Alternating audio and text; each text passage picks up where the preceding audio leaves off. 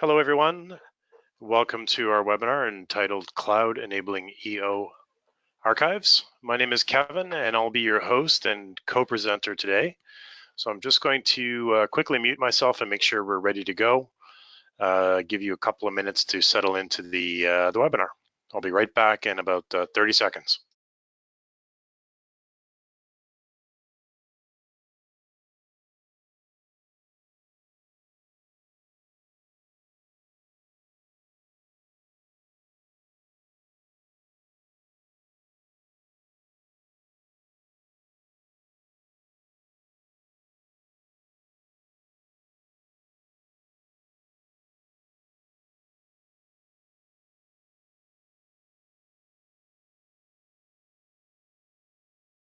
Okay. All right, just a few little configuration things there. So I think we're good to go. Welcome to the webinar. So once again, my name is Kevin, and joining me today is James from Spark Geo, who's waiting, standing by on the line. So let me go through a couple of logistic things and let's get started.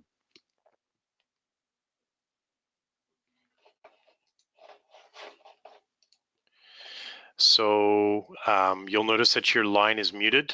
So that's totally normal. So you can, if talk amongst yourselves and you're in a room with multiple people, you can have a conversation about the webinar, what you're seeing.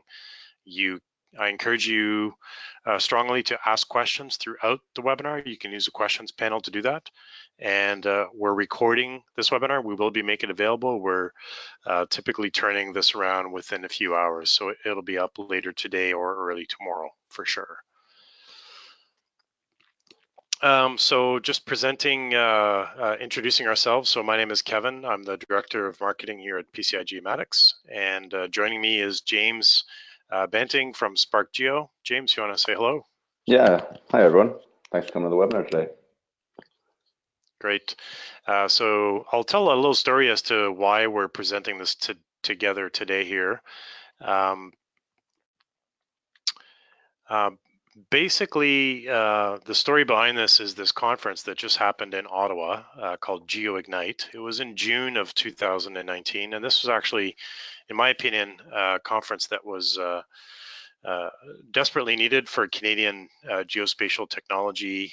It was a meeting of the minds. It kind of brought together industry and government and kind of new companies and older companies, and that's where we met. So PCI, we didn't really know Spark Geo before this conference. We met each other at this conference, and we started talking about a topic that we were both passionate about, which was the RADARSAT 1 archives, which I'm going to get into in a minute. And just in terms of some common threads, so on the left is me about 20 something years ago when I started my career with RADARSAT 1. And on the right is James, who's in the early part of his career. Although myself and PCI are an older company and James is sort of a younger guy who's starting a new company, I think we both have something that's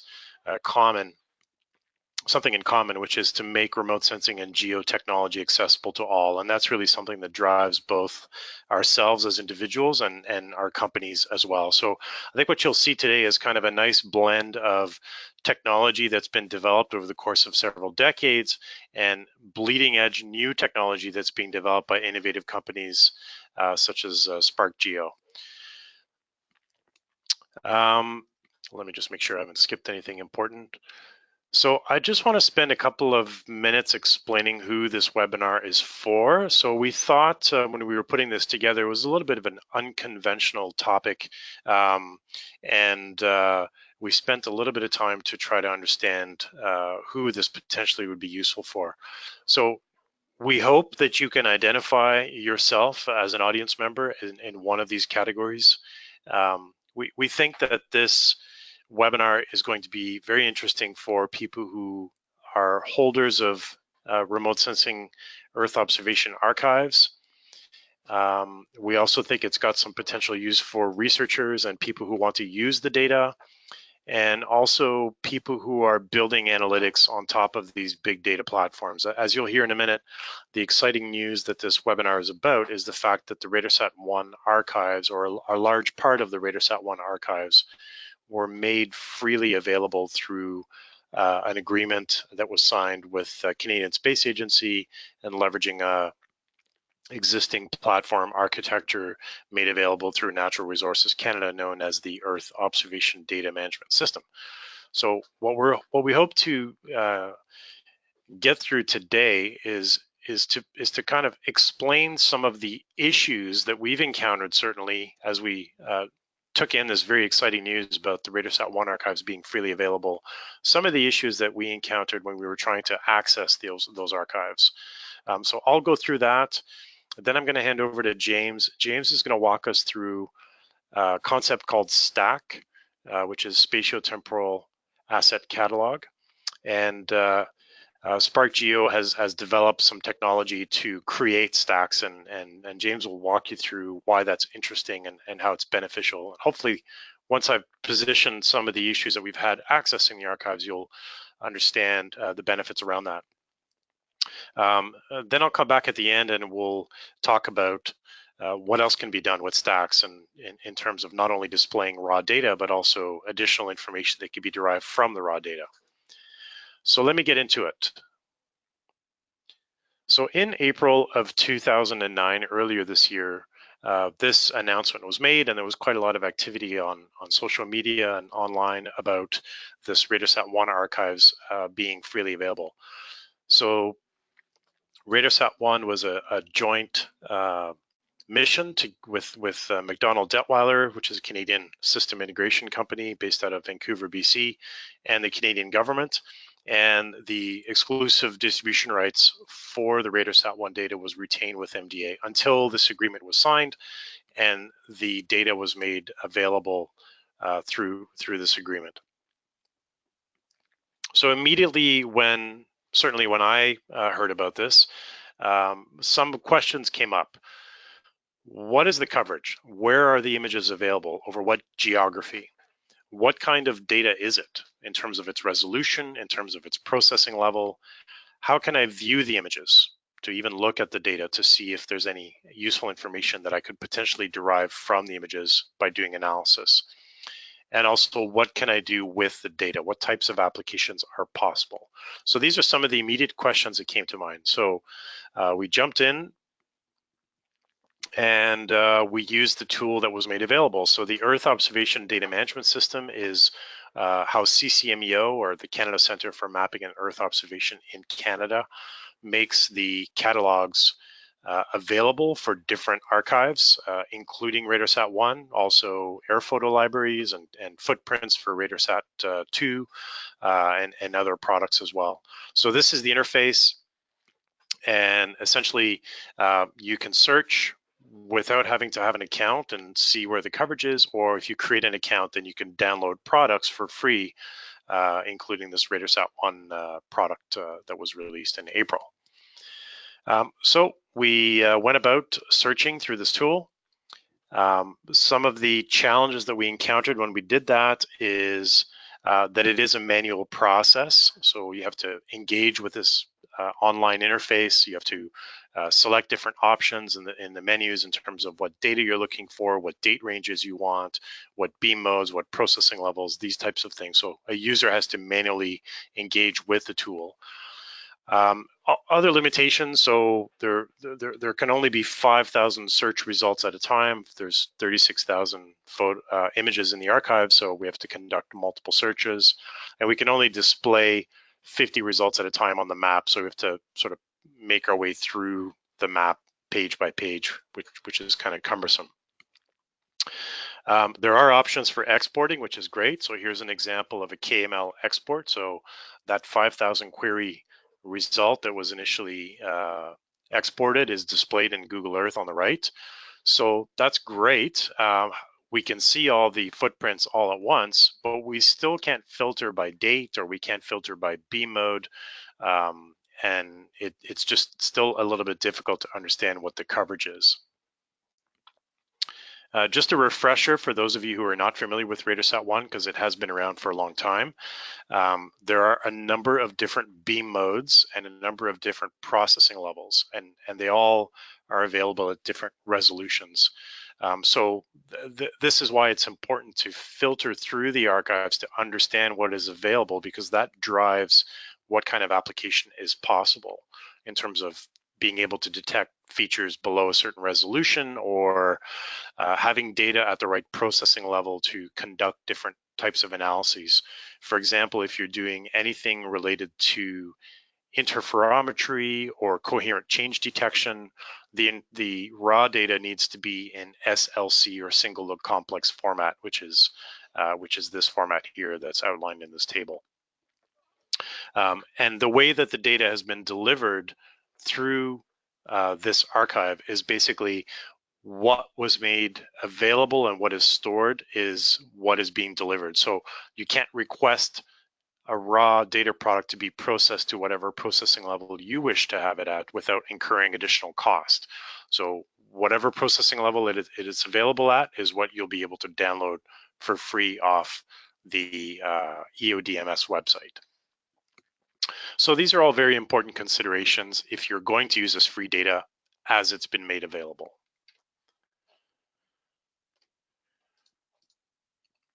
So we broke it down in a little bit more detail. So we exported the different beam modes one by one, because the beam modes are indicative of the resolution. So this is roughly 8-meter resolution. So this is the world map showing all of the fine beam and what's available at 8-meter resolution. If I just kind of go through the different, I'll go through really quickly.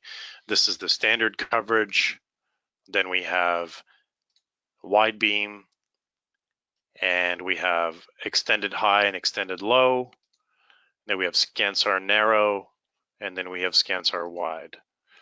So once again, this is nice. We can see where the data are, but there's a lot of metadata that could be explored to build a more intuitive catalog. And that's what James is going to get into with STAC, in terms of being able to query specific dates or specific processing levels, specific beam modes, looking at repeat pass images, and so on. So while that was interesting, as you could see on the screen, it gets very cluttered very quickly, because we can't easily filter by dates or by processing level from the products that are downloaded through EODMS. We actually have to build a new catalog that's formatted correctly to conduct some of those more advanced searches.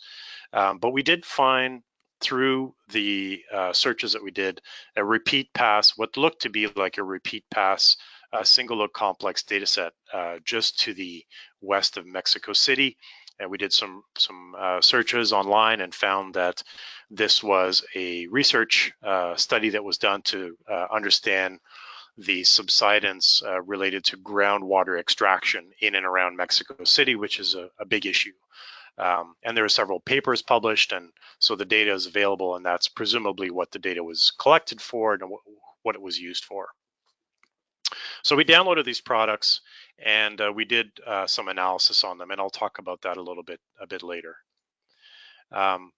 By the way, this is how we can download the products through EODMS. So once you identify, so behind the screen, just hidden behind this pop-up menu here, is the series of RADARSAT 1 SLC fine beam images over Mexico City, to the west of Mexico City. So we can select those, we can add them to our cart, and then we can order up to 500 items at a time. So if we wanted to download the whole RADARSAT 1 archives, that would take a while, and it would be kind of a manual process to do that. Once you get the data down, the next challenge comes in, which is how do you actually read the data? So here you see the product on the left. These are all of the SLC images. So there was roughly 14 images that were available over this area to the west of Mexico City. They're all in SLC format, as you can see. We've got the beam mode, so it's fine, for, far, and these are the collect dates and the time of day. So you can see that they're all collected in I believe it's so they're collecting in ascending pass. So there's the time of day that it were collected at. And so these are all suitable for doing an application that we're really interested in, which is interferometry. When you unzip these files, depending on which data you download from EODMS, you might have data that's formatted in logswag or in COS format. It kind of varies. So now we're into these formats that are 20 years old and potentially difficult to read and so on. So can I view the data? So now that I've gone through and queried and searched and found something useful, can I actually view it? So in Geomatica, which is obviously the software that PCI makes, you can actually drag and drop the data product onto a focus session and view the data inside our software. And then furthermore, you can ingest the data. So perform a full ingest of the image, and that will give you more information. So here you can see all of the metadata that we create based on that RADARSAT 1 data product, because we've supported this sensor and many other sensors over the years very, very well. And so you can see that we have a lot of metadata available that we can ingest, aside from the metadata that is available through the EODMS system. We actually read the COS data format and produce more metadata, which could be potentially useful for things like building a stack, which is what James is going to get into in a minute here. Whoops. So before I hand over to James, that's kind of the end of my spiel for the beginning. I'm just going to launch this poll. So we're wondering what you think about this question. So has the ease of accessibility of the RADARSAT 1 archives limited your ability to explore the data and develop applications? So we're just curious if you've had a chance to go through this process that we did, going to the EODMS archives and, the EODMS system, and trying to get a sense of what is available, performing a search, generating, exporting results, and so on, and whether that's had an impact on your ability to even download products and have a look. So we'll leave that poll question open for another 10, 15 seconds. Not sure if everyone that's on here you worked with RADARSAT 1 data previously at the early part of the career or not. Those of you who have would probably be interested in this archive. All right, I'm going to shut the poll down. And thank you very much for posting your results or sharing your results. I'll just quickly share what people were saying.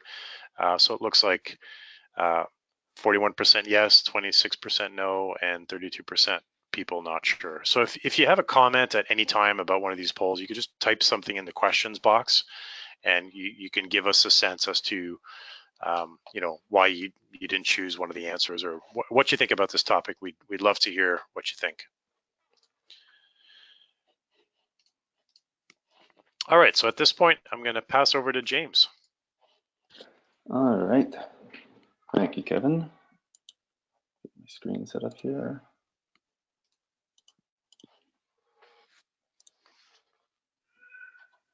Okay, I think we're showing here. All right. Yeah, so thanks, Kevin, first and foremost for setting this up. I really like to talk about cloud native stack in general. So I appreciate the opportunity, Kevin. I work for a company called SparkGeo, and we're based out of... Sorry, just a quick sec. We can't see your screen. It's just black. Okay. I think. That's what I'm seeing anyway.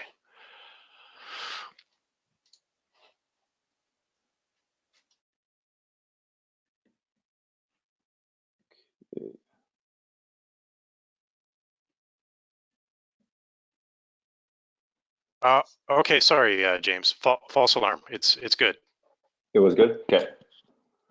Let me get back on here then. Alrighty.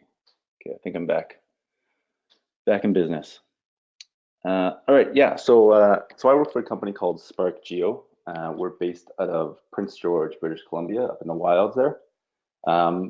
We have a kind of a fun company. We have a remote first policy for our employees. So this means that we have people all over Canada allows us really the mobility to engage with different organizations and teams, and provide expertise for whatever they need in their time zone. We predominantly work in the high-tech sector and support companies and organizations with custom geospatial development, insight, and support. We work with tech companies, which you've definitely heard of. We work with satellite image providers, large and small. We work for both local and worldwide non-for-profits, and we do work with government bodies as well. We have expertise in remote sensing, open source and proprietary GIS, geospatial analytics and data science, and we do a lot on cloud native server administration. So this is just a brief outline of what my talk is going to be about today. I'm going to talk about STAC. For those of you who are not familiar with it, it stands for Spatio-Temporal Asset Catalog. As many of you know, we're in the geospatial realm, and we love our acronyms. I'll show you some of the ongoing work we're doing with STAC and the RADARSAT 1 Open Data Archive. I'll then describe what COGs are, or Cloud Optimized GeoTIFF. Give a brief overview of what those are, how they're created. And then I'll go into marrying these two concepts together and really show how they're foundational to cloud native geospatial data processing. So a STAC, a Spatial Temporal Asset Catalog. Why do we need it? What is it exactly? How it can be created and how it can really benefit your organization. I'm going to show you the real world implementations of STAC for Sentinel and the stuff that we've been doing for RADARSAT 1. So to get right into it, why do we need STAC? Why, as a geospatial data provider or data consumer, do I need to know what this new specification is? And this is the reason. This is just a sample of a couple different user interfaces that are available for searching and downloading Earth observation data. These are just commercial ones that I loaded up here. This doesn't show the EODMSs and Earth Explorers of the world. And in this talk, I don't really want to harp on EODMS. It was good at the time, but it's a broader issue of interoperability within our industry. Our clients are not necessarily concerned about who's providing the image, or indeed about the image at all. What they care about is the value that image can provide, whether it's a base map for their mapping applications or the ability to derive some sort of analytics from that image. That's their concern. STAC provides the ability to abstract this away while still recording the information for data provenance that is required by robust scientific investigations. So as it stands, if I want geospatial data, I have to go to a lot of different sites to be sure that I'm searching for all the available imagery in my area. This isn't really scalable, and it's not a good use of my time. I should be passing this off to a machine to get my data. The situation is just as bad for developers accessing through APIs. Each one of those visualizations is powered by a slightly different API. They're RESTful, and they're pushed through as JSON, which are kind of the standards for data discovery now. But each has a different way of organizing the information.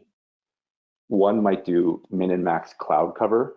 Another might just do cloud percentage. One might count cloud percentage as 0 to 1.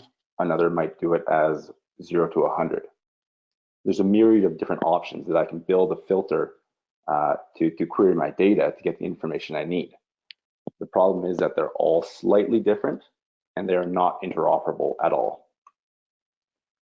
All right, so what is STAC? It's three things really. It's a metadata model. It's a standard way to capture things like angles, cloud cover, polarizations, capture, ground sapling distance, and it's simple and human readable. It's not meant to be all-encompassing. The simplicity is fantastic because it means that I can build on top of that. If I have proprietary metadata that I need to push out to my clients, I can simply make a STAC extension very, very easily, and it's compliant with the main the main stack spec. I don't have to do anything really crazy. There's two ways to present the stack. Through a static catalog, this is where I would create a file and load it and forget about it. This is great because it's crawlable, it's indexable. So if I search for my scene ID or my data ID through an engine like Google, it will link to my stack catalog, my static file sitting there. This is fantastic for data discovery. The other way to present your data is through dynamic APIs. So this is where I can do things like queries and really drill down and search on arbitrary fields for my data. One of the really cool things about Stack is that it's WFS3 compliant. So it works well with OGC data. For those of you who are working in the government sector, it bolts on very easily and ties in with your metadata formats. So some of you might have seen this comic before, and I've had a lot of people asking why we need another metadata standard. Why do I need to describe or access data in a completely new way just because it's the latest buzzword out there? And Stack is kind of different. It's not going to be a full-fledged metadata standard. That's one of the big things that we want to push. You know, Landsat, Sentinel, RADARSAT, all the scientists that created specific metadata models to describe their data, they did so because they are the experts for that data. Stack is not going to replace that, and indeed there shouldn't be a replacement for that. It's not going to be the be-all and end-all for geospatial data. It has a pretty narrow focus for the core specification, and that focus is on geospatial raster datasets that we can describe in space and time, hence the spatio-temporal. But like I said earlier, it's extremely extensible and allows for specific data extensions to be bolted onto that. There's a labeled training data extension for machine learning applications right now. There's a point cloud extension out there. There's work being done on video capture and drone extensions. So there's a lot of work being done in the Stack field, and you can contribute to that with your own proprietary model. It plays well with other geospatial data formats.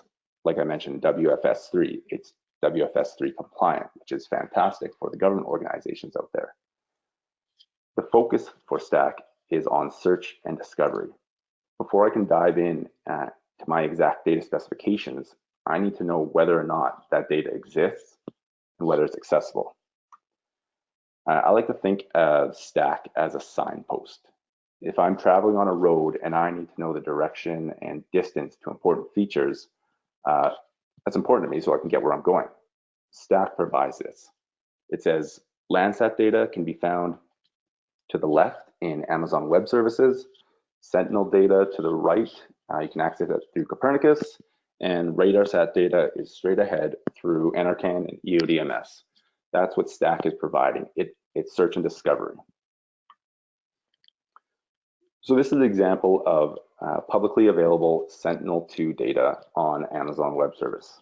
And I wanted to use this example because it's a good example of commercial data. So while Sentinel-2 is open and free to use, accessing it requires users to cover the cost of downloading, something called requester pays. So the metadata is free and open, and users are able to search and discover and find data that helps answer their question. But actually accessing the data requires people to pay. So if I have data as a geospatial data provider and I would like people to purchase this data, I can point them at a resource like this Stack catalog and let them crawl it and let them find it and let their machines go over it and get the exact data that they're looking for.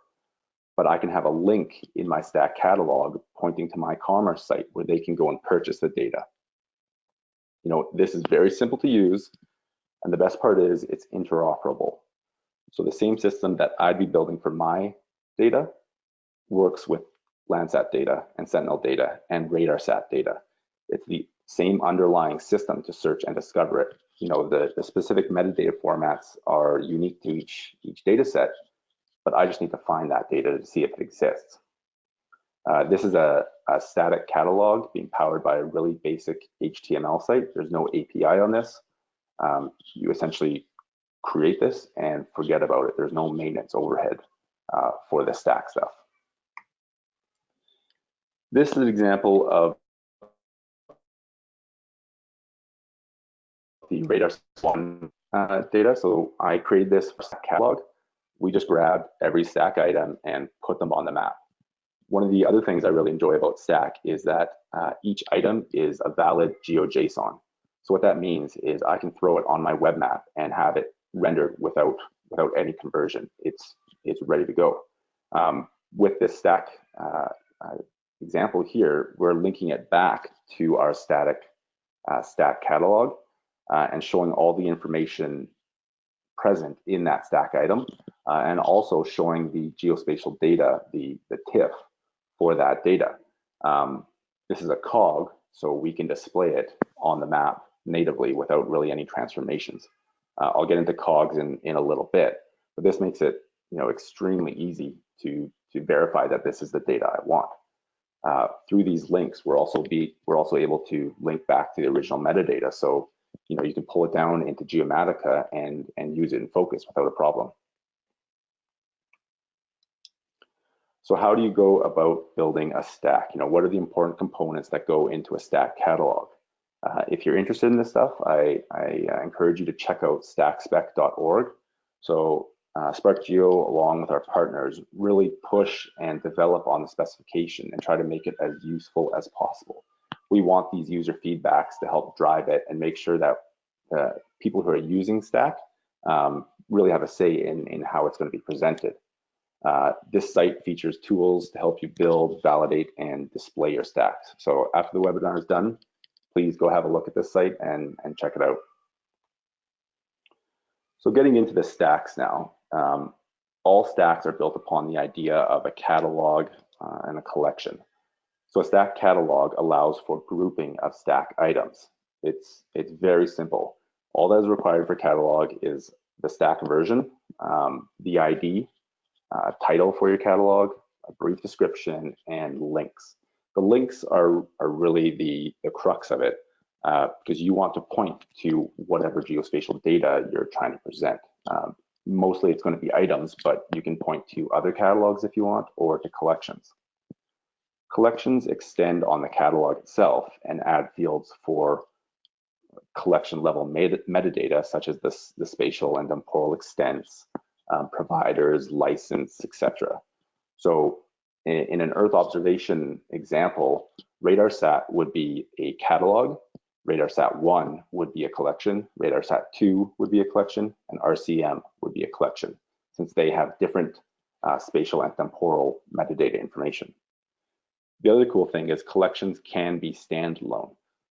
They don't necessarily need to expose the item, but you can still display information for end users saying that I have this data available. I'm not going to tell you necessarily which exact data, maybe it's for security reasons, but I have this data available. So you can pass it off to things like Google Earth Engine or OpenEO and allow those softwares to process it. Next is items. This is really the atomic unit of STAC. As I mentioned earlier, it's a GeoJSON feature. What this means is it can be displayed on web maps as is, but also on desktop environments like ArcGIS and QGIS if you use QGIS. It holds basic information like geometry and bounding boxes, and then adds STAC metadata to the JSON properties. So I can query it in my GIS of choice. It also provides links to downloadable assets. So if I have a license file that needs to go along with this data, I can provide that to users. If I have a commerce site that I want to point people at, I can point people at that and have them go there. I can get information for further processing information as well, like derived products. And this really shines with cloud optimized GeoTIFFs, or COGs. I'll get into COGs in a minute, but it just makes it very, very easy to display and share your data on the web. The next one is an API spec. So as I mentioned, STAC API is fully aligned with WFS 3, which is provided from the OGC, or Open Geospatial Consortium. It can be defined as an API document. So if you're a developer or you have developers working for you, They love this. It's a lot easier to work with an API if there's documentation there. We can have custom query language for filtering against this and finding out exactly what we need from this data set. So this is a user interface that we built for interacting with our STAC API and a couple of the catalogs we have under there. So users can select data based on space and time. You create a bounding box or drop a point or create some sort of polygon to query the data. You can also define the time period that you want to go and look at that data for. In this example here, I'm looking at all available data over Mexico City. In the same interface, you can also look at EO data or electro-optical data like Sentinel and Landsat. And this gives me more information to help frame and contextualize whatever geospatial questions I'm going to be asking of the data. The NA in this example here is we're displaying thumbnails that are provided as part of the STAC catalog. There's no thumbnails that exist for this data set, but if there were, they would show up in our window down there. So the utility and interoperability of STAC means that we can ingest other STAC catalogs like Sentinel-1, for example, and display them here with almost zero work. We can take this user interface and drop it on top of another STAC API that someone else has created, for example, and use that with really no work at all. Developers can access the underlying API and get the same information that's being displayed here. It's built to be a foundation upon which analytic investigations can take place. So I mentioned I'd get into COGS, or Cloud Optimized GeoTIFFs. This is not a new format. If you've ever worked with a TIFF format, it's the exact same thing. The buzz around it is because it works so well when stored and accessed online.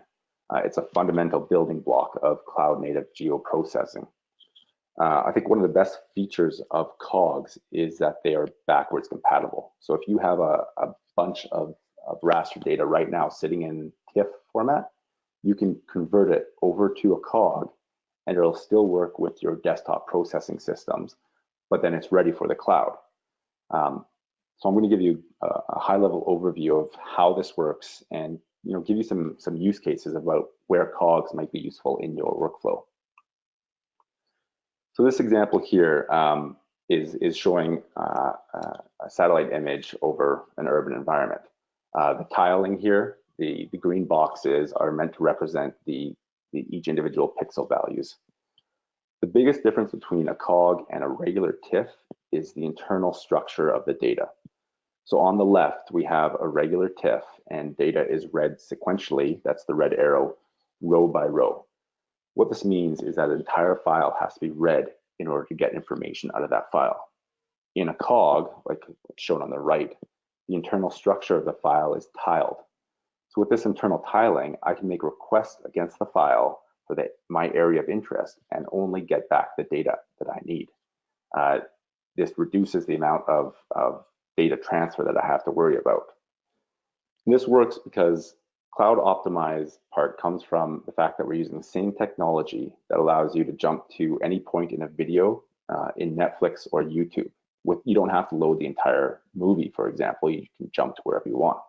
This is called byte range requests, and it's a component of HTTP, or hypertext protocol.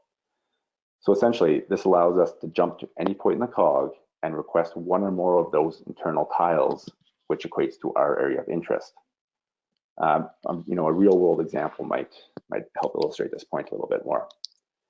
Let's say that I have a 10 gigabyte raster, which is the result of me creating some derived product, like a land use and land cover map. I don't want to download the entire 10 gigs if I'm only interested in a small component of it, in this case, that red square. Since COGs are structured as tiles and the file is stored on the cloud, I can use those byte range requests to describe that I just described and get and download only the data that I'm interested in. This reduces the amount of data that needs to transfer, thereby reducing processing times and data transfer costs. This is a Landsat 8 image of the Tanzanian coast. The red dot there is Dar es Salaam. So downloading band 10, this is one of the thermal bands. It's going to be approximately 44 megabytes. If I'm working in an area with low bandwidth, or I'm under a time constraint, this image can start to prove troublesome because I have to download a large amount of data. Using COGS, I can do the clipping and the processing in a couple lines of code and stream it to my desktop environment or a web environment. In this case, I created land surface temperature and downloaded it, and it was only 2 megabytes. That's the only data that I had to download. It was very quick to process, and I didn't have to wait around to download an entire Landsat scene if I only care about 2% of it. So this takes me to the next part, the cloud native processing pipeline. So that's well and good. We got the fundamentals of STAC and COG, a high level overview of it, but how does that translate into a workflow? How can I take that knowledge and implement it in my organization? So it starts with a processing pipeline. Starts with data investigation. So you have two options. You can load the data that you collected, or you can search for existing data sets to use. So when loading your own data, you would put data in some sort of cloud storage, Amazon Web Service, Google Cloud, Microsoft Azure. A program would listen to that cloud storage and listen for new data. It would transform that data into a COG. It would read your metadata and create a STAC item for it. That data is then pushed to another cloud storage service for further consumption, and the STAC is pushed to an API for description. So that was option one. Option two is you can do a manual search and discovery interface like I showed earlier, or you can access the data through a more developer-oriented interface like an API, or it can be completely automated and you set up a bounding box and say, whenever new data is in this area of interest, let's kick off the workflow and send me the information that I'm interested in. So once that data is in the cloud, it's processed, we have a STAC item for it, we can kick it down to further processing steps. So in this case, we'll kick it to a processing system like PCI Geomatics, or I can write your own. From there, derived products are created, and another program creates a STAC and a COG if necessary. This secondary STAC item is very important because I want to describe the manipulations that have been done on that original data. With STAC, we really want to preserve provenance of data so that the output can be trusted and it can be reproduced if necessary. So the STAC in one of those links can reference the original STAC, which references the original data, and this is all created automatically.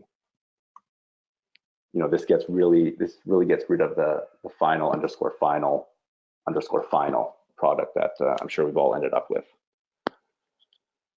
So after a STAC and COG are created, we can ingest that STAC into an API again and allow end users to see that derived product. And they can access it as if it were original data set in this processing workflow, and it'll repeat itself. The actual product is sent to a different cloud storage location, or it's overwritten for the original storage location, and we can disseminate it as required.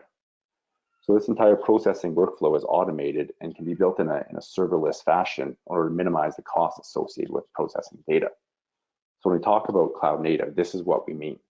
We want to create links between the data so data provenance is preserved, and we want to bring processing to the data instead of data to the processing system.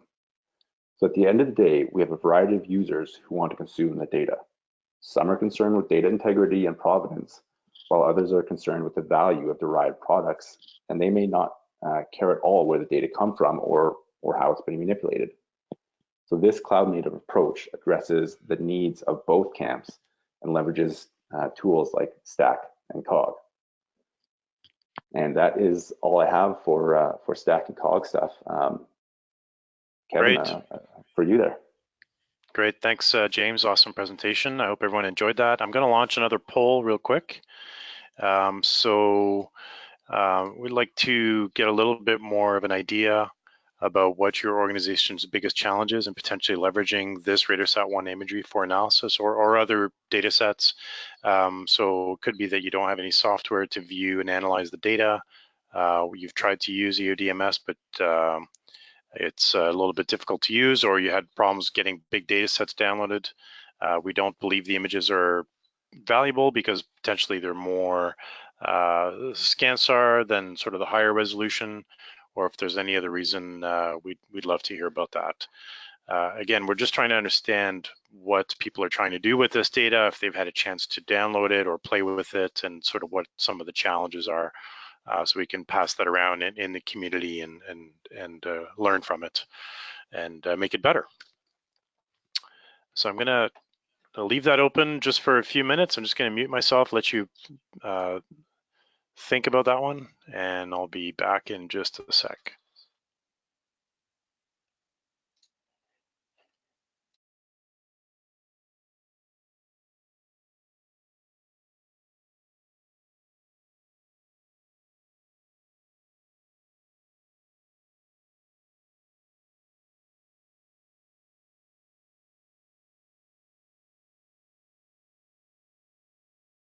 All right, I'm gonna close that down in a few seconds here. And thanks for everyone for responding. Let me just close that down. Perfect.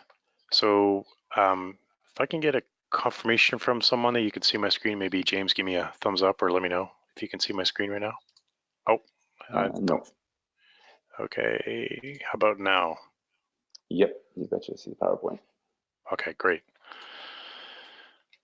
Great. So I'm just a few more minutes, and then we'll be done basically. So let me just go back here to a couple of slides. Sorry.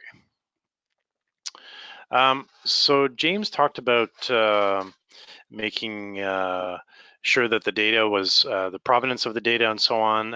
Even if we go further back than that, is the data position in the right location? That's obviously a grave concern if you're doing any kind of spatial analysis. And that's something that we can definitely address with RADARSAT 1. Here we have just a few examples. So of that Mexico data that we downloaded, here's one of the first images in the time series from December 29th. And then the next image in the series, which is 24 days later, is located here. So when we read that in by default, you can see that there's a big shift. And that's just because there's actually some drift in the orbit, and the satellite is actually moving around, and there are issues related to positional data, positional information around this data in order to use it for analysis. So what we can do is we can actually read this data in with all the proper metadata, and we can run it through a co-registration method. So if I go once again to the first image, so this is December 29th, and then if I go to January 22nd, so 24 days later, you can see that those two images are now perfectly aligned. So that's obviously very important. The other important thing, of course, is that these images are aligned with the real world. So we have technology that can read the ephemeris information that is available from RADARSAT 1 in order to position the image as close as possible to the ground, so we can get a very good accuracy relative to the actual ground locations. Once you have those products, you can derive other information. So here's an example of what's known as a two-color multi-view. So we have image number 1 in the red channel, and then image number 2 in the green and the blue channel. And everything that's red was bright on the first day, and everything that's blue is bright on the second date. So you can actually see here the change in the water extent. So there is new water on the second date that's outlined in red here. So if I go back here, you can see date 1, then you go to date 2, you can see how the water extent has actually grown, and that's reflected here on this two-color multi-view product. So that's a product that could be derived. That's actually something that could be done very easily through something like a COG. What James was showing, a user could basically render this time series view through an interface that could be developed, a nice web interface. And we've seen some really nice web interfaces like remotepixel.ca, which is made by a developer based here in Canada, and other tools like that, where basically you're leveraging cogs to render data dynamically, such as this type of product. Another thing that could be done, so a higher level product, so we can actually deploy some more advanced technology that's been developed, in this case, interferometric processing. So here what we see is actually a coherence map. So the coherence is the degree to which the phase information across those two images is similar or strong rather.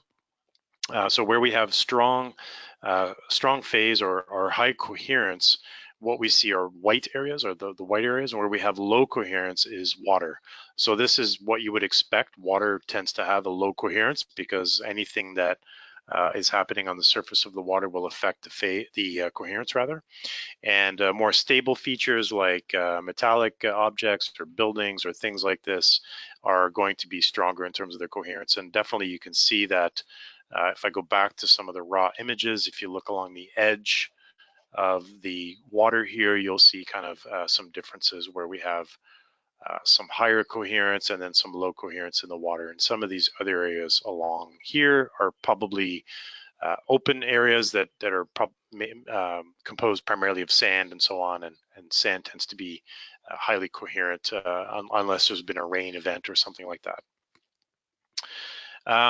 Furthermore, what we can generate is an interferogram. So here what we have is fringes that are representing changes in the phase. At this point, they haven't been compensated for topography yet, so it's just the raw phase information or the raw interferogram and the raw phase information that's been observed from those two products. So we would have to do some further processing to either get to what these scientists were doing at the time, which is to measure the ground deformation, so the subsidence, the movement up or down of the ground as a result of the actual water being extracted from the subsurface. We can further derive other products. This is just a really quick example of object-based image analysis. So I ran this data through object-based image analysis just before this session today, and you can see that I've begun the land use land cover classification process just using a small area of interest here. So these polygons are representing regions that are similar, and I could train this data, this classification with different classes like water, urban, vegetation, this kind of thing. I could add other optical data as well, and I could produce a land use land cover product. So the reason I'm showing all of these is not only can you use the Geomatica software to ensure the positional accuracy of the data, but you can also use the software to derive further products from it. And then those could be remade into a stack, remade into a cog, and populated through the process that James described earlier in this webinar. So that's about it. We've got just one more poll before we let you go. So I'm just gonna launch this one real quick. Are you interested in learning more about this or seeing a detailed demonstration? So yes, I have a project in mind, or not now, but I'd like to keep in touch. So let us know. It just gives us a sense as to whether you'd like to dig deeper. I think James gave a lot of detailed information, and certainly for myself, not being as well versed as he is in all that technology, I certainly need to go back and spend more time to understand how to deploy that technology, or how to leverage SparkGeo's expertise to deploy that technology. So I'm going to close that down just in a few seconds here. And I'm going to just go to the next slide, which is just a Q&A slide. So we can unmute your line if you have any questions. We can, if you're connected via a laptop and you have a headset, or if you're dialed in, you can ask questions. If you've ask questions throughout the webinar. We're going to go open that panel right now and see if anything has been coming in through the session. And so I've got a few here. James, I'm going to open up your line and just throw you one of the questions, if that's okay. So one of the questions is around sort of what does an implementation look like to do this kind of project? So if somebody were to actually implement, all of the RADARSAT 1 archives and make those available, at least through a STAC, what does that look like? Is that like a 6-month project, a year-long project? Is it like, can you give the audience a sense of what's involved? Yeah, absolutely.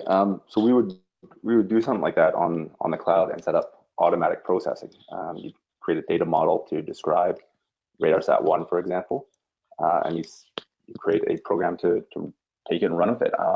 It can be done in a number of weeks, I think. It's not difficult to do it all, and we can scale it as needed. So, for example, you can do all the Landsat and Sentinel scenes. I think there's about 8 million of them combined. You can run through that and process them and put them up on a cloud storage site, AWS S3 or Google Cloud or Azure, in a week, for example. So we're not looking at crazy long timelines for this. It's really made to get information out quickly. Great. There's another question about how you could actually, what kinds of ideas are around combining different data sets. So let's say there was, I think you showed an example earlier about Sentinel-2 and RADARSAT and other sensors. So can you give the audience a bit of an idea of what that might look like? What could you do with multi-sensor data through stacks and cogs? Yeah, absolutely. So one of the cool extensions, well, I think it's cool anyway, being a data science nerd, is something called the Data Cube extension. So this is a data fusion product where we're pushing through derived products like land cover, Sentinel, RADARSAT. You could have modeled output. So for example, climate models, you register all these together. You make a data cube about that data fusion product, and a stack describes that data cube. So it'll describe the spatial temporal components of that fused data product, but you can also have links to those original products which made up that data cube. So that's how you can describe the encompassing product, but all the underlying products as well. Great. Well, we're just up on the hour. I'm just going to throw your email up on the screen here, James. Can you run it by me again so people know how to get you? Yeah, you bet. It's james@sparkgeo.com.